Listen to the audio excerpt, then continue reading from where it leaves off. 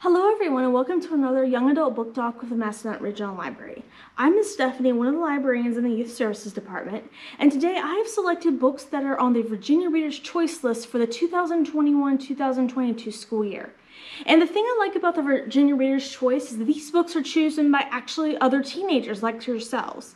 So these are books that they found really interesting and hopefully you will find really interesting as well. The first one is called Genesis Begins Again, and this is by Alicia Williams.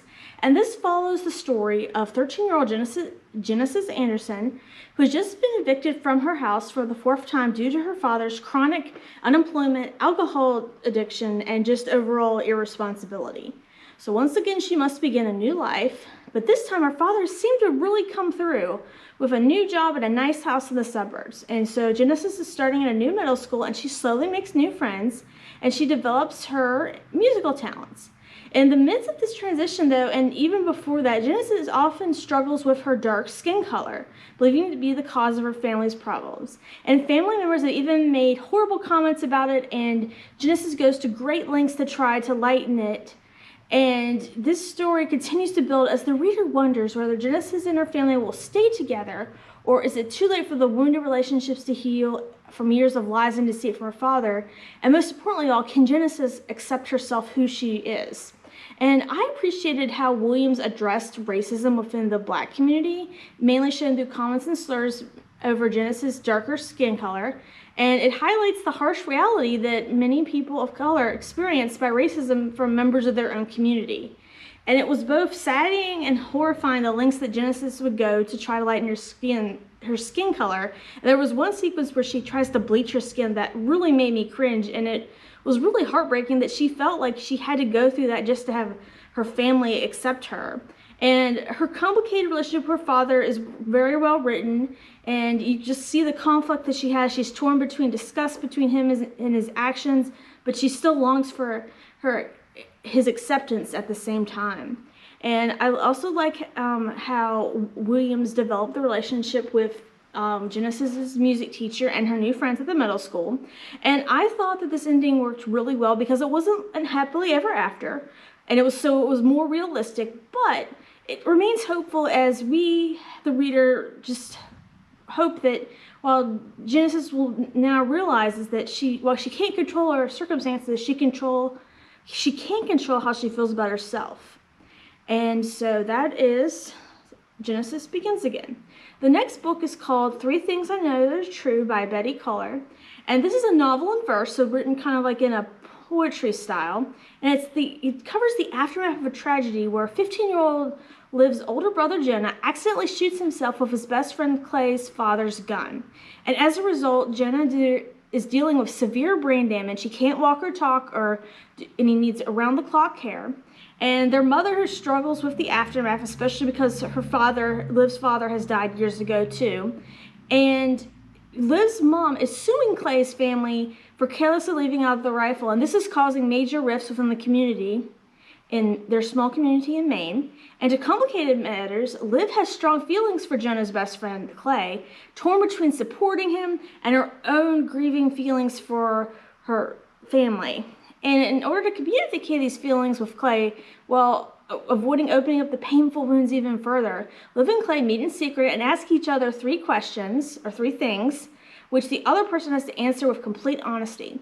And while this game helps them support each other, the upcoming trial threatens to tear them apart again, as a judge will decide whether Jonah or Clay's father is ultimately responsible for this horrible accident. And since Culley is a registered nurse, her medical expertise adds much realism and authenticity to the story. The plot's very smooth. Like, I think of all 3 books, this one has the most consistent plot. It doesn't rush or drag out events, perfectly paced. And everything builds up naturally, the grief that Liv and her family experience.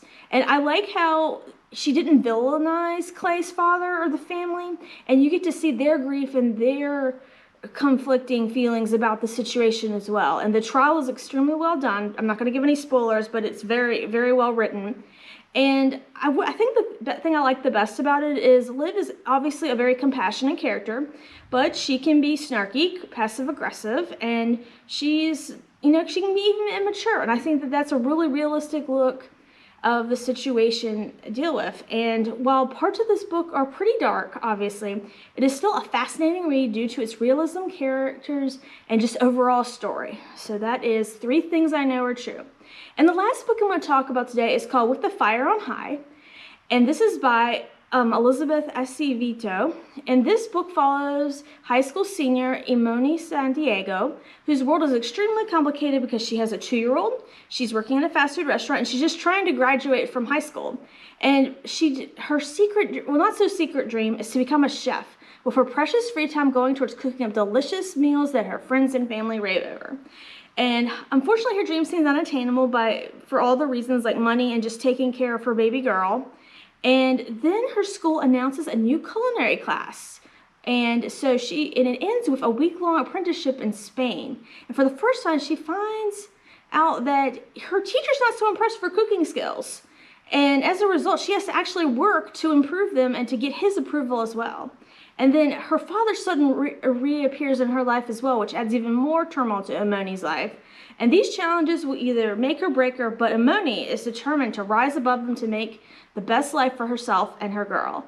And this book starts out with a recipe with a strawberry drink. So right away I was like, I'm hooked. And there's a couple more recipes spread throughout the book. I love the color, the fruit, and the drawing of Imoni is very well done. And that definitely attracted me to the book as well. And I like how the author didn't like stereotype teenage moms. It showed like all the conflictions and complications of her life in a realistic way. And she wasn't like a saint or she wasn't a deadbeat. She was just a very real person who loved her baby and wanted the best for her life. And I loved the relationship she had with her best friend and her abuela, her grandmother. And but I think the thing that stood out to me the most was her relationship with her cooking teacher. And I really like how he challenged her, just because he knew she was a good chef, but he wanted to push her to be an excellent and a great chef. And it was just the way he challenged her and how their relationship developed was very well done. And I will say the only major thing that I had with this, it does lag in the last third of the book, but it does fortunately finish with a strong, satisfying ending, and I hope that you find it a strong and satisfying read as well. So thank you again for joining me for another Young Adult Book Talk. I look forward to sharing more books with you soon. Have a good day. Bye.